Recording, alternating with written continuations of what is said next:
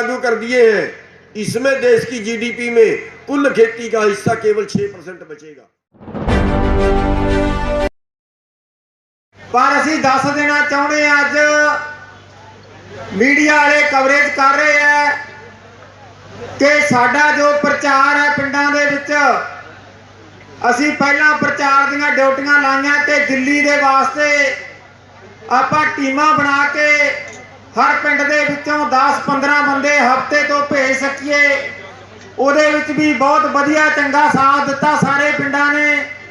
ते अज जो आपां शहीदां नूं समर्पित जो महापंचायत रखी है उहदे विच भी जिहड़ा प्रचार कीता सी उहदा सबूत है कि चंगे पद्धर दा प्रचार होया, तां ही अज आपां एडा इकट्ठ कर सके हां।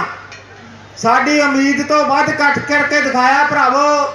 ते असीं हरियाणा किसान एकता डब वाली दी टीम वालों सारे ही वलंटियर वीरां दा ते जिहड़े पिंडां दे विच प्रचार करदे आ वीर सारियां दा तहे दिलों धन्नवाद करते हैं। तो अगे वास्ते भी यही अपील करते हैं कि अगे जो भी प्रोग्राम लिखिए इसे तरह मोढे नाल मोढा जोड़ के खड़ना।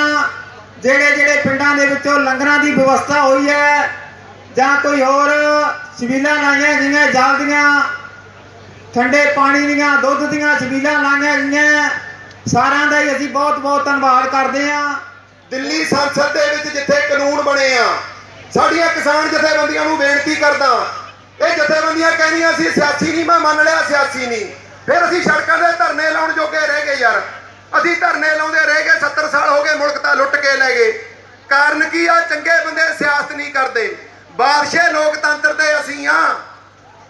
एक कहानी थोड़ी जी सुणाउणा, कहंदा दरवेश बंदा गधे दे गल च ना रस्सी पा के लिआया, रस्सी पा के लिया के गधा चौंक च खड़ा करता ते एक दलाल नूं दी रस्सी फड़ाती, कहंदा गधे नूं बेच। ਉਹ गधे ਨੂੰ दलाल बेचना शुरू करता, कहना 5 ਲੱਖ ਦਾ गधा ले लो, 5 ਲੱਖ ਦਾ गधा ले लो। ਕੋਲ ਦੀ ਰਾਜਾ ਲੰਘਿਆ ਜਾਂਦਾ ਸੀ, ਨਾਲ ਵਜ਼ੀਰ ਸੀ। ਰਾਜੇ ਦੇ ਜਦੋਂ ਕੰਨ 'ਚ ਆਵਾਜ਼ ਪਈ ਤਾਂ ਰਾਜੇ ਨੇ ਕੀ ਸੋਚਿਆ ਵੀ ਮੇਰੇ ਲੋਕਾਂ ਨੂੰ ਮੂਰਖ ਬਣਾਉਂਦਾ। ਜਾ ਕੇ ਉਹਨੂੰ ਕਹਿੰਦਾ ਓਏ 5 ਲੱਖ ਦਾ ਕਦੇ ਗਧਾ ਹੋਇਆ? ਉਹ ਕਹਿੰਦਾ ਰਾਜਾ ਸਾਹਿਬ 5 ਲੱਖ ਦਾ ਗਧਾ, ਇਹ 'ਚ ਗੁਣ ਬਹੁਤ ਆ। ਕਹਿੰਦੇ ਕੀ ਗੁਣ ਆ? ਕਹਿੰਦਾ ਇਸ ਗਧੇ ਤੇ ਚੜ ਕੇ ਆਪਦੇ ਵੱਡ ਵਡੇਰਿਆਂ ਦੇ ਦਰਸ਼ਨ ਹੁੰਦੇ ਆ ਜਿਹੜੇ ਗੁਜ਼ਰ ਗਏ। ਤੇ ਰਾਜੇ ਨੂੰ ਚਾਅ ਚੜ ਗਿਆ ਗੱਲ ਸੁਣ ਕੇ। ਮਾਤਾ ਜੀ ਉਹਦੀ ਮਾਂ ਮਰ ਗਈ ਸੀ ਛੋਟੇ ਹੁੰਦੇ ਦੀ। राजे ने गुरमेल सिंह जी मंड दादू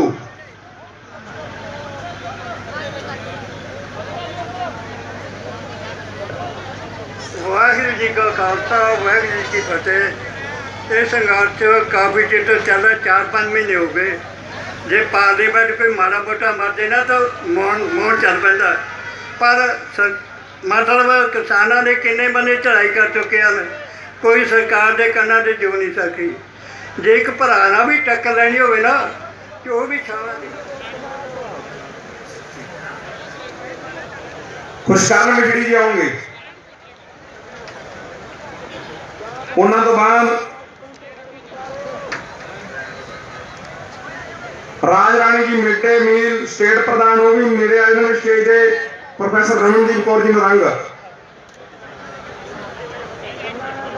बहुत बड़ा एक सबूत दिता है।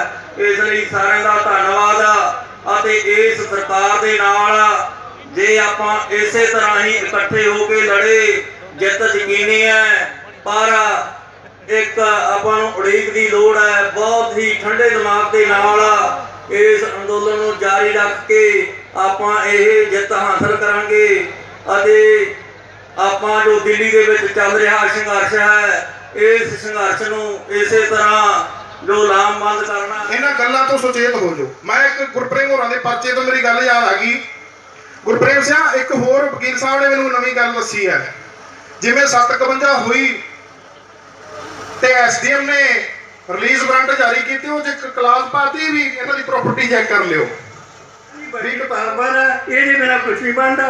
सरकार की बदकिस्मती है जिहड़ी साडे मंगां नहीं मारी, पता नहीं की होया। वो आपके हंकार के भी सरकार आउंदियां जांदियां हैं, पर किसान नहीं तो किसान तो जिंदे ही रहणगे कि जिंदे रखन ना असीं जमीनां दे जे कुछ भी लेंदे आपदे हक लैके रवांगे। वाहिगुरू जी का खालसा वाहिगुरू जी की फतेह। हुण मेरी बेनती है गुरमेल सिंह जी मंड दादू आउणगे, आपदे विचार साझे करनगे। दोबारा फिर बेनती है जिहड़े भरा रोड ते इधर उधर फिर रहे हैं वो पंडाल दे विच बैठो जी। ਅੱਜ ਦੇ ਸਮਾਗਮ ਦੇ ਵਿੱਚ ਪਹੁੰਚੇ ਹੋਏ ਸਾਰੇ ਕਿਸਾਨ ਵੀਰ ਅਤੇ ਬੀਬੀਆਂ ਭੈਣਾਂ ਜੋ ਕਿ ਇੱਕ ਬਹੁਤ ਵੱਡਾ ਇਕੱਠ ਜੋ ਅੱਜ ਏਕੇ ਦਾ ਸੰਬੋਧ ਦਿੱਤਾ है, बहुत बहुत धन्यवाद। दुकानदार मजदूर एकता जिंदाबाद, किसान मजदूर दुकानदार एकता जिंदाबाद। माननीय किसान नेतागण जो भिन्न भिन्न संगठनों में रह के बहुत, अगर उसके परिवार से कोई बीमार होता है कितना पैसा लगता है सरकार लगाती है, लेकिन देश का किसान देश का मजदूर अगर बीमार हो जाए तो सरकार फुट्टी कौड़ी नहीं देती। दो तरह के कानून कैसे हैं हमारे देश के अंदर साथियों। आज सवाल इस चीज का है कि क्या ये देश चंद पूंजीपतियों के लिए आजाद कराया था? क्या इस देश में चंद पूंजीपतियों को इशारा अधिकार है? क्या इस देश में नेताओं के लिए इशारा अधिकार है? साथियों, आप लोग कमा रहे हो, आप लोग पैदा कर रहे हो और पैदा करने के बावजूद भी आपका जीवन नीचे जा रहा है। क्यों? जब देश आजाद हुआ तब आपका जो खेती का देश की जीडीपी में हिस्सा था वो 60% था और आज पैदावार बढ़ाने के बावजूद आज देश की जीडीपी में खेती का हिस्सा मात्र 10% है।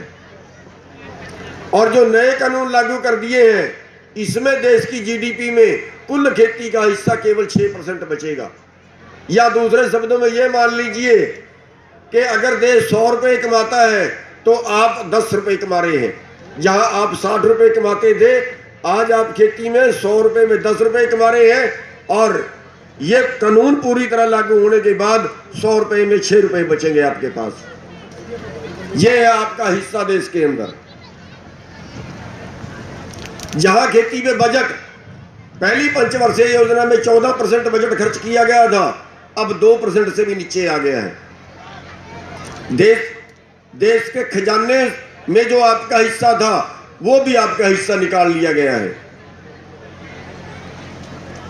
तो साथियों, अब कह रहे हैं कि वर्ल्ड मार्केट में चले गए हैं, अब आपको वर्ल्ड मार्केट से मुकाबला करना है, अब आपको दुनिया से मुकाबला करना है। अब वन नेशन वन मार्केट नहीं है, अब वन वर्ल्ड वन मार्केट हो गया है। अब आपका अनाज अमेरिका के भाव पे बिकेगा। आज मार्केट में गेहूं का रेट 1600 रुपये है। आज वर्ल्ड मार्केट में धान का रेट 1100 रुपये है। आपकी कपास 4000 4500 में बिकेगी। आपका बाजरा 1100 में बिकेगा। आपका मक्का 1100 में बिकेगा। ये कहते हैं हमने वर्ल्ड मार्केट का मुकाबला करना है। कैसे? अगर वर्ल्ड मार्केट का मुकाबला करना है तो करिए। अगर आपको वर्ल्ड मार्केट का मुकाबला करना है तो फिर अमेरिका में इलाज फ्री है, हिंदुस्तान में भी इलाज फ्री कर दीजिए। अगर आपको वर्ल्ड मार्केट का मुकाबला करना है तो अमेरिका में पढ़ाई फ्री है, हिंदुस्तान में भी पढ़ाई फ्री कर दीजिए। अगर आपको वर्ल्ड मार्केट का मुकाबला करना है, अमेरिका के अंदर बेरोजगारी भत्ता है, 2 दिन काम ना मिला तीसरे दिन उसके घर पैसे आ जाएंगे, हिंदुस्तान में भी करिए। साथियों, अमेरिका की रीस वहां तो करते हैं जहां आप लोगों को निचोड़ना होता है, वहां नहीं करते जहां सुविधा देनी होती है। और वर्ल्ड मार्केट की शर्तों के अंदर लिखा है कि किसी देश की सरकार अपने किसानों को वर्ल्ड मार्केट से ज्यादा भाव नहीं दे सकती। और आज जो 2 महीने से बात रुकी हुई है उसका कारण भी यही है। जब तक सरकार 3 कानूनों पे बात करती रही तो तरीक पे तरीक चलती रही।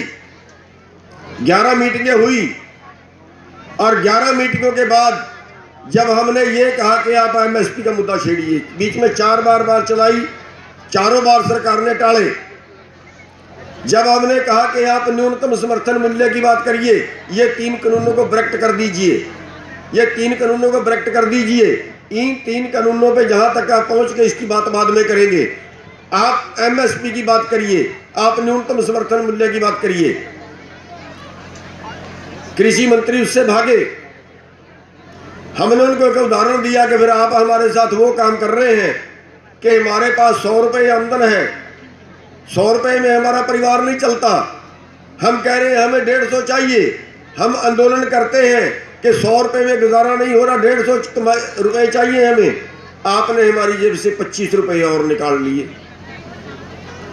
और जब आपने 25 रुपये निकाले, हम चिल्लाए, हम रोए, हमने आंदोलन किया, तो आप और लड़ने के अलावा, संघर्ष के अलावा कोई दूसरा चारा नहीं है।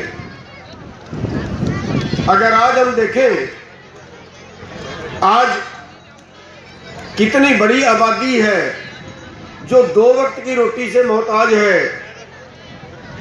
भुखमरी में 102वें स्थान पे हमारा देश है। अगर हम किसानों की, मजदूरों की, खेती पर निर्भर लोगों की बात करें, पिछले 20 सालों के अंदर 3.5 से 4 लाख किसान और उनके साथ जुड़े मजदूर इसलिए मर गए हैं कि वो बैंक का कर्जा नहीं उतार पाए। बैंक ने परेशान किया, बैंक ने जमीन की नीलामी की, बैंक ने फोटो लगा दी, बैंक ने जेल में डाल दिया। इज्जतदार किसान था, कहावत है बची इज्जत गया कुछ नहीं, गई इज्जत बचा कुछ नहीं। किसान फांसी खा गया, जहर खा गया। हर 32 मिनट में एक किसान मर रहा है आज।